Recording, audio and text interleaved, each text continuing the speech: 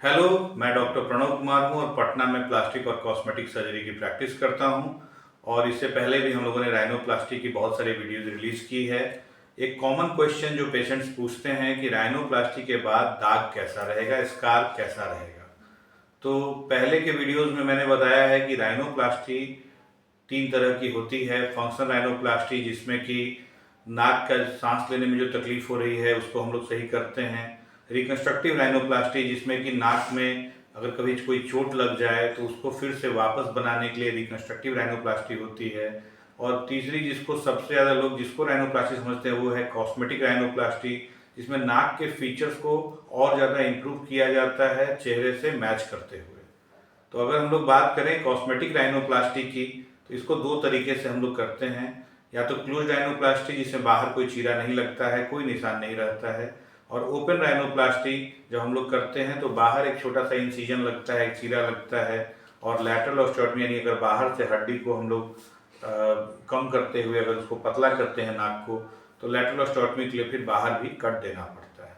तो इस वीडियोस में हम आपको दिखाने जा रहे हैं कुछ रिजल्ट्स, जिसमें कि ओपन राइनोप्लास्टी की गई है और उसमें किस तरह का रिजल्ट्स रहा है, और उसको देखकर आप समझ पाएंगे कि स्कार कैसा रहता है। जो कॉमन प्रोसीजर हम लोग करते हैं, ओपन सेप्टोराइनोप्लास्टी, टिप प्लास्टी, कई बार नाक अगर नीचे से फैला हुआ तो एलर वेज रिसेक्शन, और नाक की अगर बहुत चौड़ी हो तो एक्सटर्नल लैटरल ऑस्टियोटमी।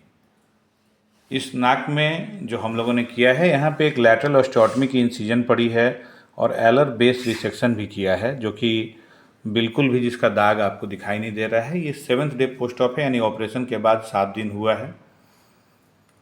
7 दिन बाद लेकिन अगर नीचे से देखा जाए तो ये दाग कुछ हल्का पता चलता है।